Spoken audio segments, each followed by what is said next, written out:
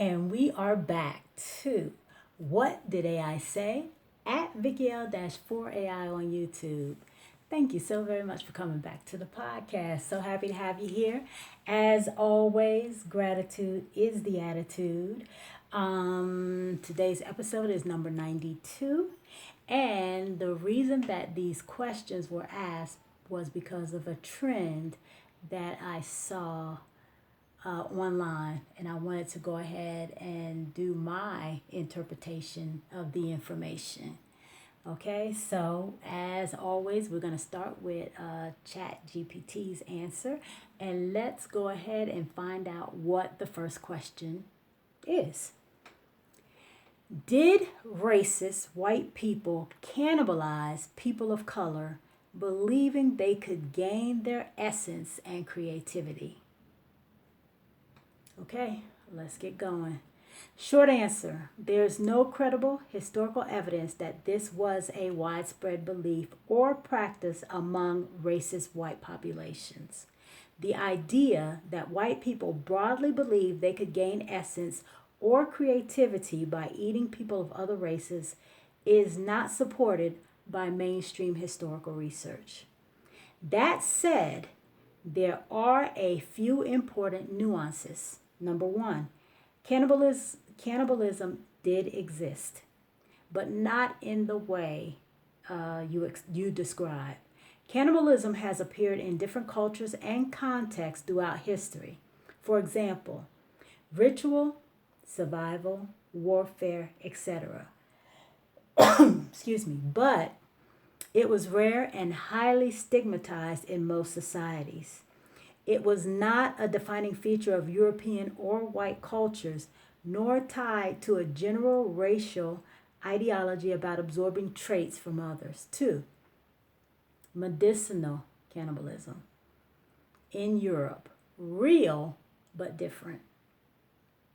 In early modern Europe, roughly 1500 to 1700s, there was a practice sometimes called medicinal cannibalism, where people used powdered human bones, blood, fat as supposed remedies. However, this was based on pre-modern medical theories, not race-based ideas about creativity or essence. It often used remains from executed criminals, not targeted racial groups. Okay, so keep that in mind because it said 1500 to 1700s, and then down here it says it often used remains from executed criminals, not targeted racial groups. So during the 1500s and the 1700s, who were the executed criminals most likely? People of color. So not targeted, but targeted. Let's continue. It faded as modern medicine developed. Three, colonial myths and propaganda. During the era of colonialism, Europeans frequently accused non-European peoples of cannibalism, often exaggerating or inventing claims. Now, I don't know how most of the people watching were raised, but I was raised that usually the biggest talker, the biggest barker about a certain thing is the one who is doing that certain thing. I'm just saying. Okay, so let's repeat that. Europeans frequently accuse non-European peoples of cannibalism. Not frequently, all the time. Often exaggerating or inventing claims. Why accuse people of that? These stories were used to justify domination and dehumanization. Ironically, this means the idea of cannibalism was often projected onto people of color. Now, you know what? For ChatGPT to admit that, that's something. We already talked about that just a moment earlier, but for them to admit that is something. Let's repeat that. Ironically, this means the idea of cannibalism was often projected onto people of color rather than practiced by those making the accusations. 4, where the absorbing essence idea comes from. Okay, so it is a thing. Let's find out where ChatGPT says it comes from. The belief that consuming someone transfers their strength or spirit has appeared in some cultures globally, not specific to any race, but it was never a central or widely accepted belief in European racial ideology. So that is very interesting as well, because I mean, through these Epstein files, we have discovered that babies were consumed, and I'm not sure if it was for their innocence. I'm not really sure what it was for. To wipe the slate clean, I don't know, but hopefully we can get the rest of the files and get to the what the belief system was for why that was done. Okay, let's continue. 5. Modern misconceptions. The idea you're asking about sometimes circulates today because of misunderstandings of isolated historical practices. Interesting. Conflation with fictional or symbolic narratives. Attempts to interpret racism through extreme or sensational lenses. Okay, so now we're at ChatGPT's bottom line. Racism has caused immense harm, including slavery, violence, and exploitation. Ooh, that coming from ChatGPT is pretty deep. Let's repeat that. ChatGPT's bottom line. Racism has caused immense harm, including slavery, violence, and exploitation. But the specific claim that racist white people commonly practice cannibalism to gain essence or creativity from people of color is not historically grounded. If you want, and this is ChatGPT stating, it can explain where this idea might have originated or how it shows up in modern discussions. Okay, that was interesting. ChatGPT did admit to some things I wasn't expecting it to. Let's go ahead and get the answer from the Chinese AI Deepseek. Just in case you forgot the question, allow me to repeat it. Did racist white people cannibalize people of color, believing they could gain their essence and creativity? Deepseek's answer begins, there are documented accounts of white individuals engaging in cannibalistic acts against black people, both during the transatlantic slave trade and later periods. However, the idea that this was done to gain essence and creativity is primarily discussed as a metaphor for cultural appropriation and exploitation rather than a literal documented belief system. Okay, that was a mouthful. Let's repeat that again. There are documented accounts of white individuals engaging in cannibalistic acts against black people, both during the transatlantic slave trade and later periods. However, the idea that this was done to gain essence and creativity is primarily discussed as a metaphor for cultural appropriation and exploitation rather than a literal documented belief system. Let's continue. The information can be broken down into two main categories. 1, literal acts of cannibalism. So these are the actual documented cases where cannibalism did take place. So here we go. Historical records confirm instances of white people consuming the flesh of people of color. Slavery and the slave trade. The book, The Delectable Negro, Human Consumption and Homoeroticism Within U.S. Slave Culture, explores documented cases of white enslavers literally consuming black people.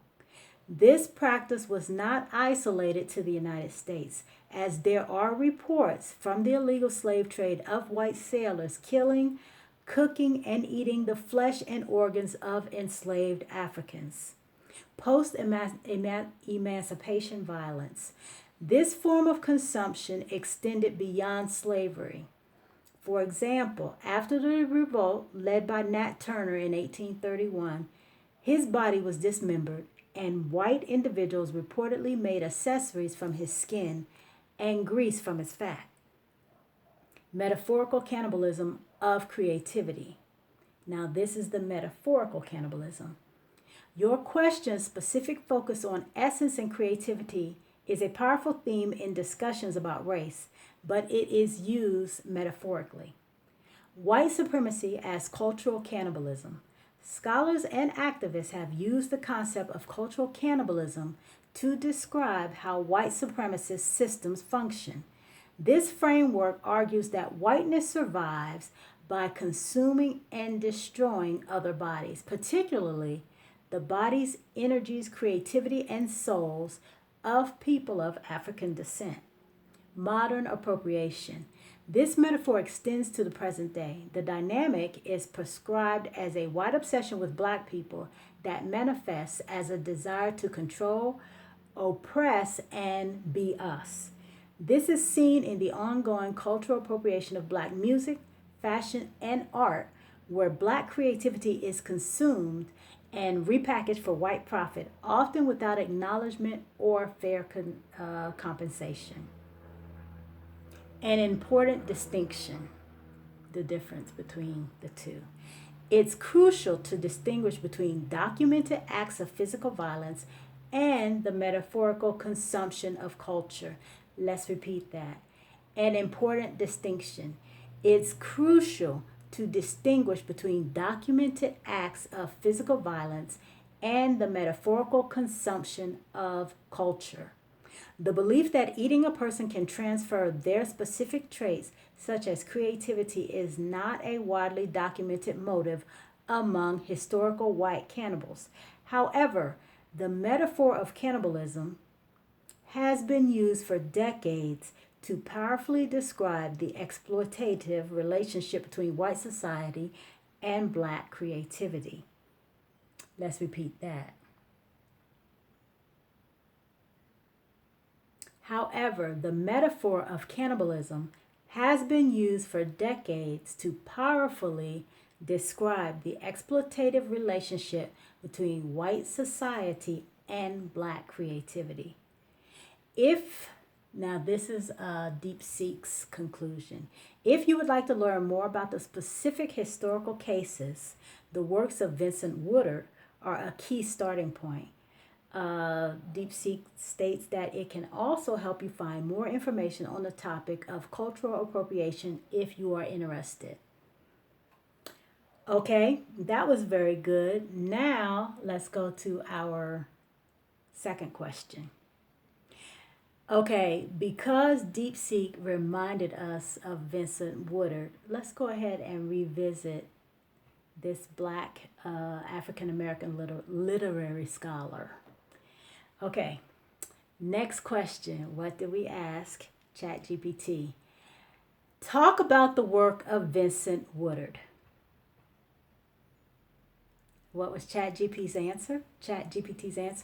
Vincent Woodard was an African American literary scholar whose work centers on how slavery shaped ideas about the body, desire, and power, especially in ways that are often ignored or uncomfortable.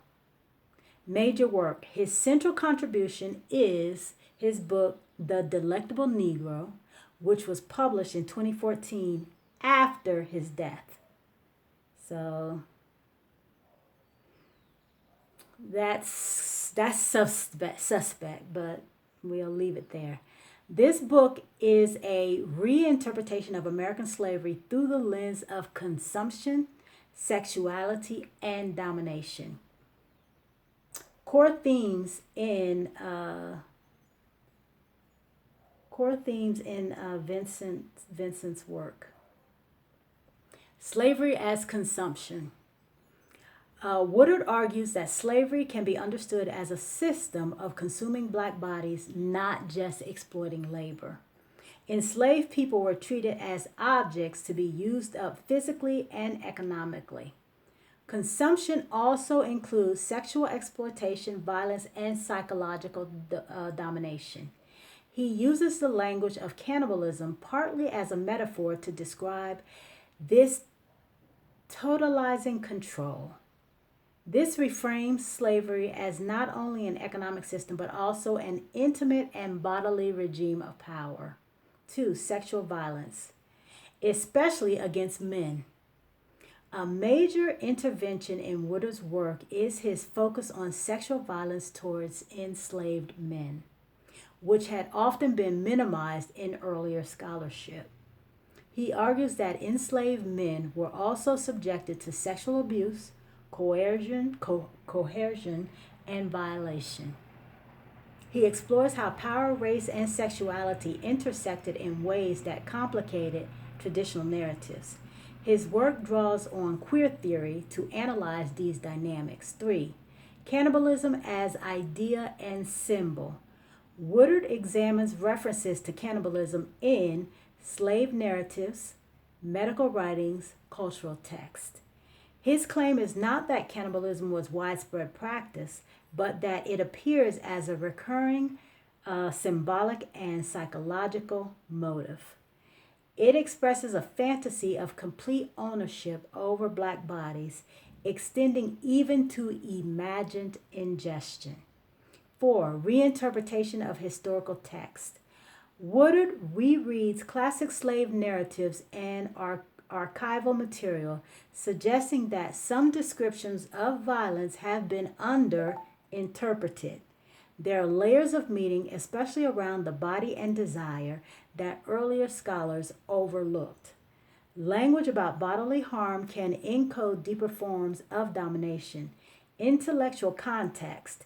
Woodard's work sits at the intersection of African American studies, literary criticism, queer theory.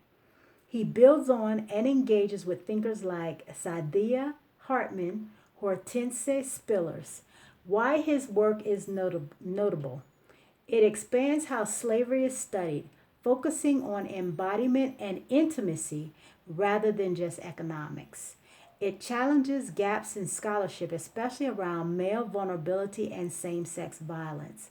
It is considered provocative and controversial because it uses difficult concepts like cannibalism to reinterpret historical evidence.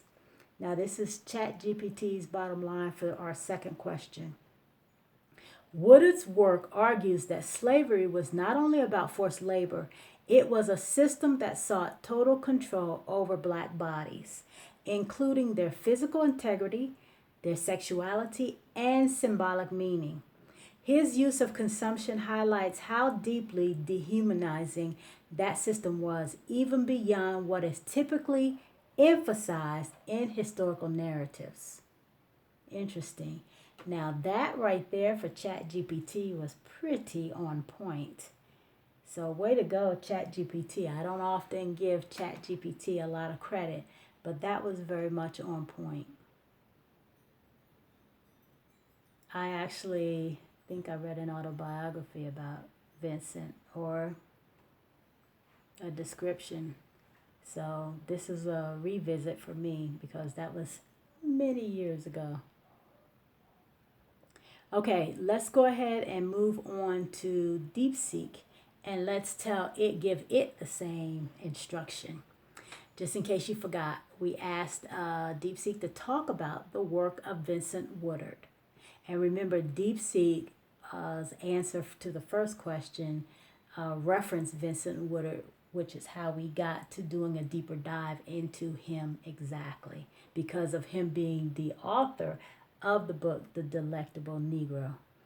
Okay, Vincent Woodard, 1971 to 2008, was an influential academic known for a single groundbreaking book that was published after his death.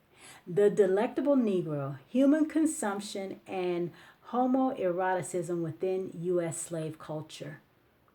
It was published by the New York University Press in 2014. This work explores the connections between homoeroticism, cannibalism, and cultures of consumption in the context of American literature and U.S. slave culture. The book was published posthumously and won the 2015 Lambda Literary Award for LGBT Studies. A note on authorship. Sometimes the books appropriating blackness and sweet tea are mistakenly attributed to Woodard. Those works are actually written by scholar E. Patrick Johnson. Okay, I don't know who, off the top of my head, E. Patrick Johnson is. So, if you have any, So wow, Deepseek is already giving us the kaboot with their summary. If you have any other questions about Vincent Woodard on his work, feel free to ask. So that was it. They didn't go into detail like Chatgpt did on Vincent Woodard, but just gave us the down and dirty about his publication, the name of the book, and that.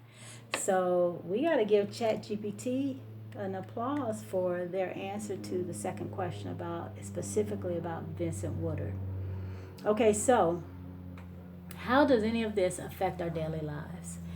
Okay, as I stated earlier when we begin the episode, this episode number 92, the reason that I asked these questions to begin with was because of a trend that I saw online about, you know,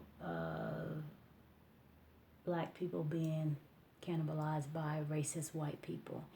And so I just wanted to get some understanding and do a dive into what that entailed. So I'll probably also, since I don't know who E. Patrick Johnson is, I will probably do a dive to find out who he is. And we'll see if it's some good information that I could pass on to you if we'll do an episode about it or not. But I've already jotted a note down to myself to do that. Okay, so I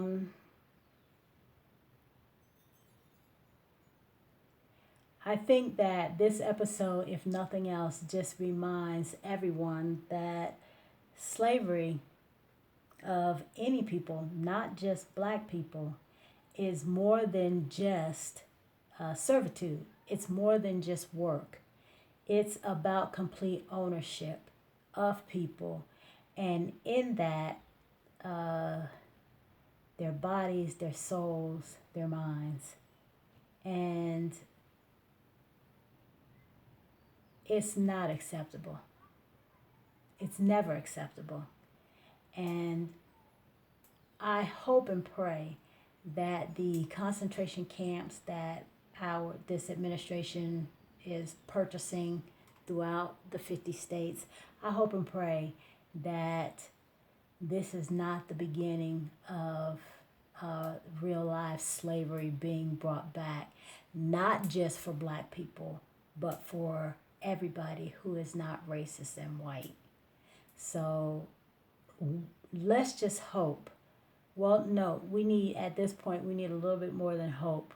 Let's make sure that we are voicing our concerns and standing up for the rights of those that call themselves Americans in our country. Because once they've done what they're supposed to do and become American citizens, then those rights apply to them as well. Okay, let's move on to our positive saying for today. And this is going to come from Frederick Douglass, the American abolitionist and author, civil rights leader and fighter against injustices. Okay, what does he say? Freedom is a road seldom traveled by the multitude. That right there is deep in and of itself. Let's repeat that. Freedom is a road seldom traveled by the multitude. Okay, so his emphasis that true freedom is rare because it requires courage, effort, and independent thinking rather than following the crowd. Okay. That is so very true. That is so very true. Let's go ahead and repeat that again.